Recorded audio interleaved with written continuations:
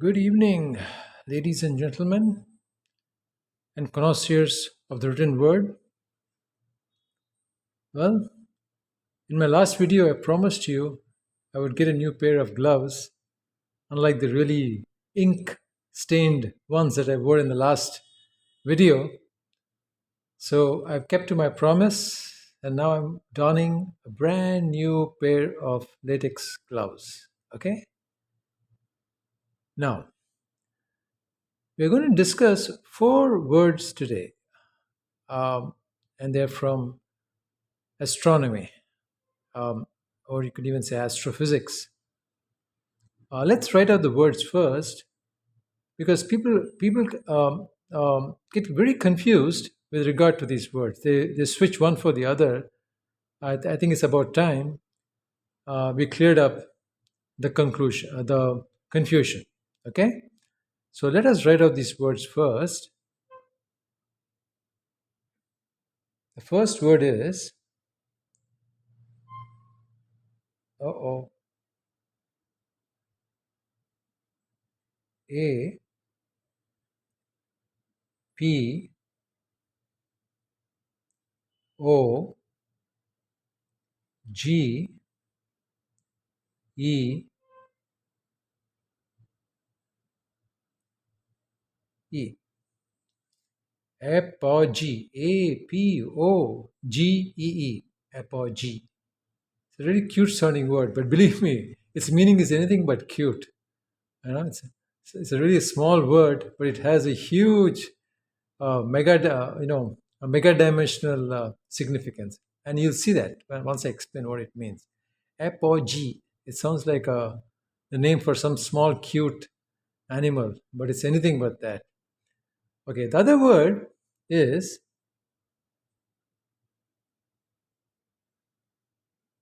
P E R I G E E. Perigee. Once again, a very nice, small, cute sounding words. It sounds like the name that you would give to a pet animal. But once again, its significance is far, far beyond that.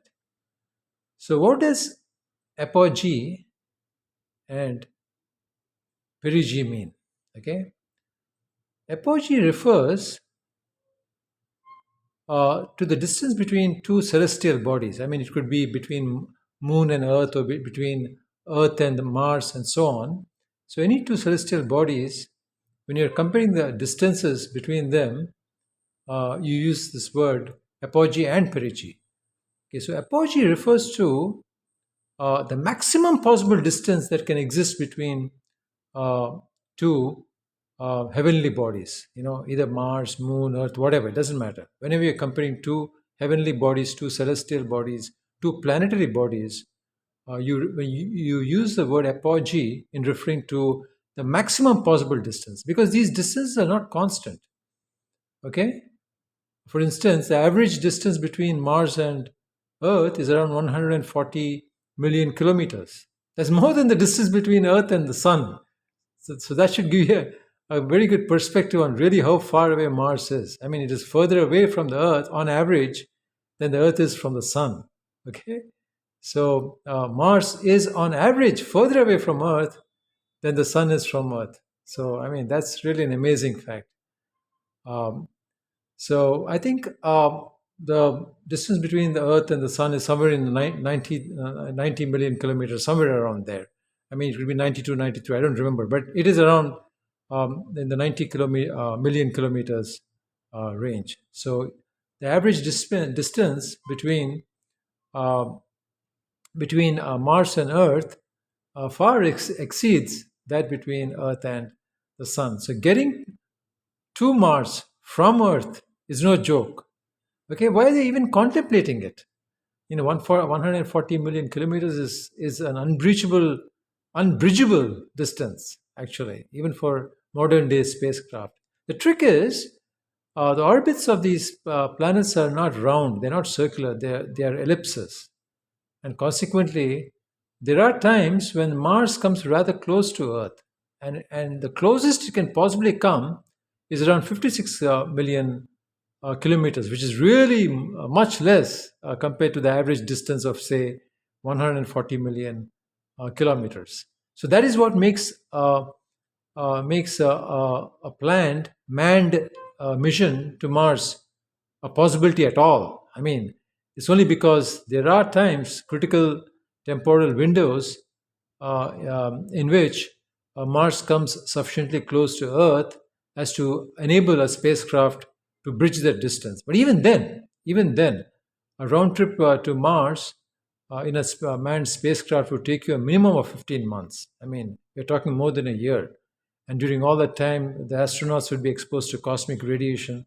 They could even succumb to radiation sickness. We don't know. These are all imponderables. We have no idea how the human body will respond to such a prolonged stay in gravity-free interplanetary space. Okay, so apogee refers to the maximum distance possible between two planetary bodies. Okay, perigee is just the opposite. Perigee is the shortest distance. The number I told you just now, the 56 million kilometers, is the shortest possible distance between Mars and Earth, and you would call that a perigee. So apogee and perigee are antonyms. They have the opposite meaning to each other. Okay, so don't confuse the two. I mean, people frequently confuse this. Apogee is always the greatest distance. Perigee always is the closest distance. They both are very cute sounding words, and they sound so similar. People frequently use the word perigee for apogee and apogee for perigee. So don't commit that mistake. So these two words are nouns. Okay. Now they also have their adjectives. Let's write out the adjective. Adjective for apogee is A P O G E A L. Apogeal. Apogeal. So that's the adjective version of apogee. Apogee is a noun. Noun. So what is the adjective version for perigee? Let's write out that also. That would be, as you probably guessed, that would be P E R I. Sorry, I'm not writing very well. Very. There's not much space here. Okay. G. Very GL. Okay. Sorry about this drunken R. It's almost on the verge of doing a somersault. Okay.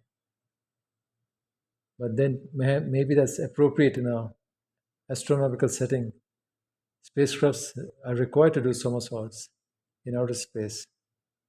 Okay, so these are the four words: apogee, apogeal, perigee, perigeal. Okay, so let us use these words in a sentence. For instance, we could say a manned a manned mission to Mars is only possible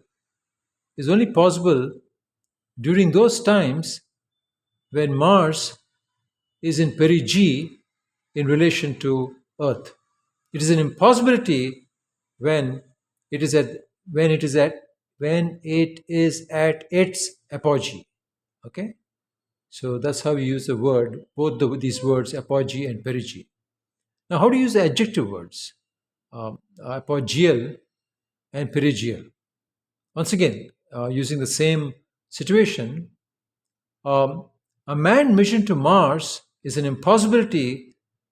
Is an impossibility when Mars is at an apogeal distance to Earth. It is only possible during the times when Mars is at a perigeal distance to Earth. Okay, so you're using these two words now in um, um, in this particular setting.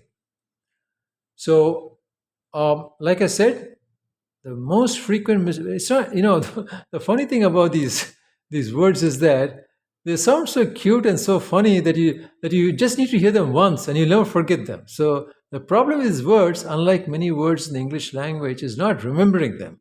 Frequently we find it difficult to even remember words, particularly the longer ones, but these words are so sweet, so cute. Apogee, perigee, they sound like some cartoon character's name, that we just need to hear them once and we remember them instantaneously, like, photographic memory. The problem comes in application. We frequently confuse. We wonder, does perigee mean the longest distance or shortest distance? Does apogee mean the longest distance or the shortest distance? We get confused and we interchange the words in usage. I don't have any mnemonic device that can enable you to remember which is which. I mean, sometimes it's possible to have a mnemonic device that will help you remember which is which. You just simply have to remember it. Apogee is a furthest distance of a planetary body from whatever reference body you're using, in this case Earth, and perigee is the shortest distance that that body can have in relation to Earth. Okay, so try somehow to remember um, which is which. Okay, I don't know when man will get to Mars, but when you see the stark beauty of Mars, I mean, people talk about its lifelessness, but actually, the sheer lifelessness of Mars has a purity of all its own. I mean, there's a stark purity about it. The stark sterility of Mars is actually indicative of its purity. Once we get there, my goodness, we are going to start throwing Coke cans around. We're going to start throwing, this soft drink cans around.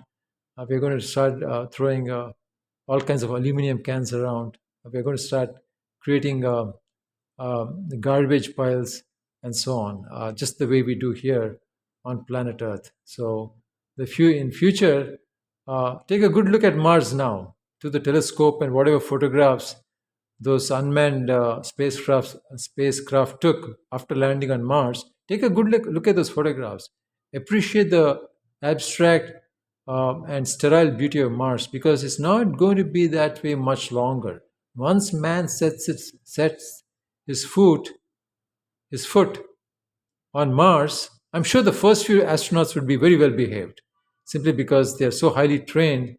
You don't get to go on a Mars mission unless you're really educated and really highly trained. And so I'm sure they'll be ecologically aware. I'm talking about the humans that come after them. Once we have established permanent bases there, cleaned up the atmosphere, pumped in some oxygen, and we have, the other normal human beings, the drifters and the riffraff coming in, 100 or 200 years from now, my goodness, Mars will no longer have the pristine purity it now currently has. In fact, the perigee of Mars is going to be its nemesis.